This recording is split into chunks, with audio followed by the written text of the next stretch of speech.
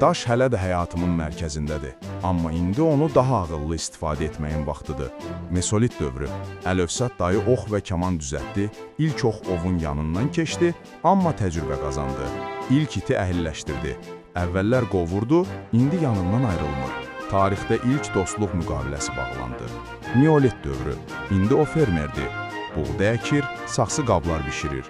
İt kömək edir. Bəzən daş, bəzən isə ayaqqabısını gətirir. Əkinçilik və ticarət başladı. Dini ayinlər məhsuldarlıq və əkinçilik üçün keçirilir, saxsı qablar bəzədilir və ana tanrıça qoruyucu sayılır. Eneolit dövrü. Əlövsət dayı mis tapır və mislə alətlər düzəldir. Daş dövrü bitir, metal dövrü başlayır. İlk məbədlər və ustalar yaranır. Əlövsət dayı hələ də eynidir. Ov qaçır, qab sınır, amma tarix yazır. Tarixi gülərək öyrənmək istəyirsənsə, videonu bəyən və Əlövsət dayıyla qal. Növbəti dəfə tuncu döyəcəyik. Amma tarix bizi döyməsin deyə abunə ol.